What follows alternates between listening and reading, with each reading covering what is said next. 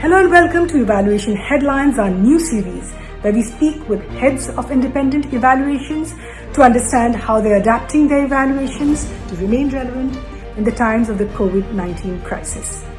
Most evaluators would agree with me when I say that the biggest challenge that the COVID-19 situation has thrown their way is the inability to travel, to collect data, to have stakeholder engagement. Among other things, today we will be discussing what are the ways that these departments are finding around this very big challenge.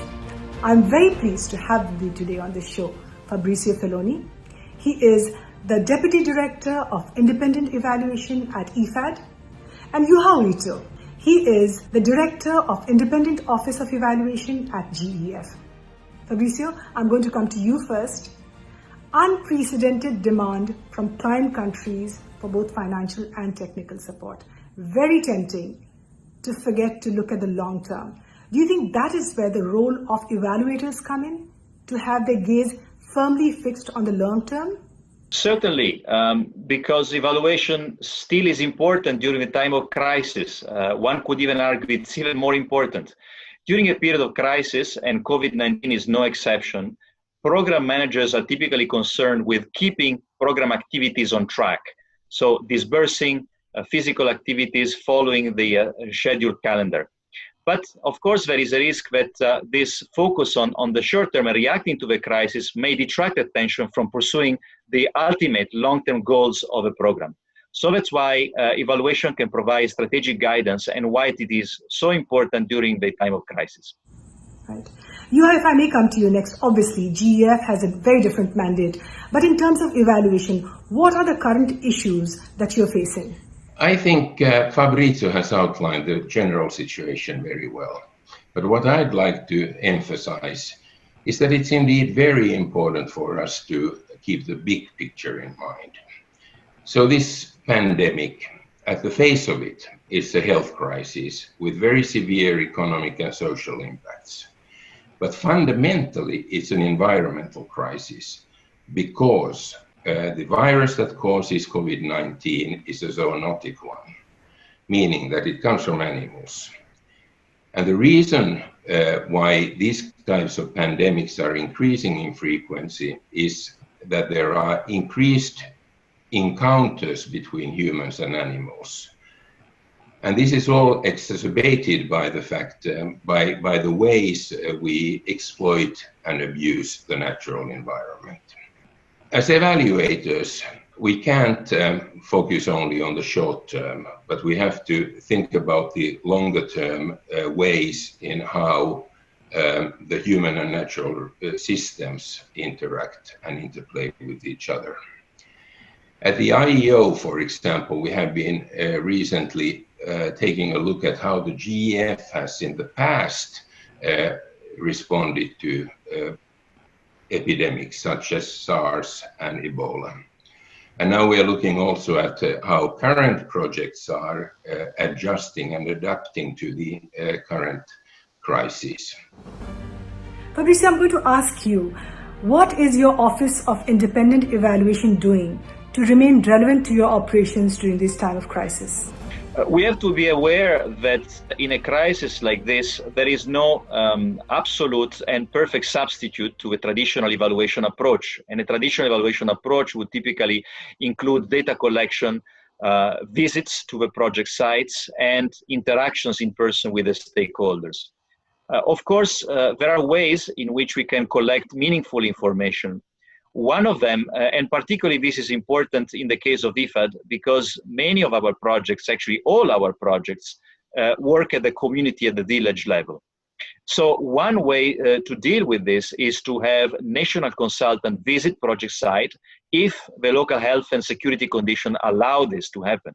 So this would allow them to provide a ground truthing of information that is available elsewhere, discuss, interact with the end users, beneficiaries, other stakeholders, take photos or even videos, and this will be a source of evidence to triangulate with other sources. Another way, of course, is that of having virtual interviews with main stakeholders via phone, Skype, or Zoom. Again, this will allow us to receive their feedback and perspectives. Unfortunately, the way in which people interact changes depending on the medium of interaction. So when they are not really aware or sure about who is following the conversation, the responses might not be the same. Data can also be available from remote sensing, for example, satellite data, satellite images, and this would allow us to compare before and after just based on the photos that exist of a project site. This can be useful when we have a project that deals, for example, with the infrastructure or natural resource management. So we'll be able to compare situation with and without project and before after project. Of course, what this data will not show us is who have access to resources, who has access to infrastructure, who is having access to natural resources, and how the benefits are distributed. This will not be available to us. This type of information will not be available to us only based on images. Last but not least, we can also conduct mini surveys or even sometimes large surveys via phone, via internet or through other media. Again, there's a problem here of digital divide. So some people, particularly the poorest or those who live in remote areas, might be excluded from access to this media. Again, with a problem of representativeness of the sample that we interview. Having said this, so many limitations, but still with this caveat, I think these approaches can allow us to provide meaningful assessment of a project and also provide meaningful learning to those who need to manage the project or design projects in the future.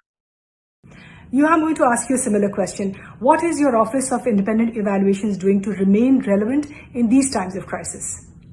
Well, at the GEF, we've found similar solutions and we're using mixed methods.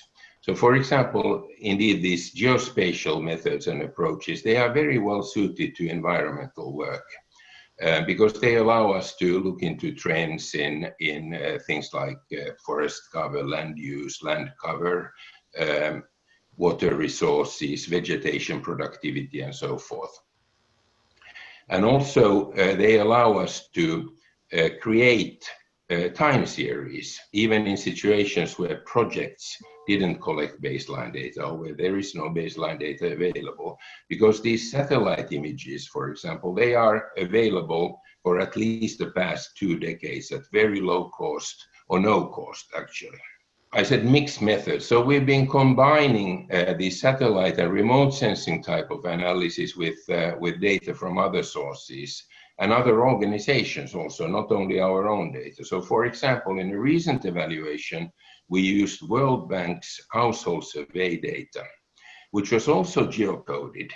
So it was really nice because we could then combine it with our own analysis of the GEF's sustainable forest projects and combine it with and then analyze the environmental trends.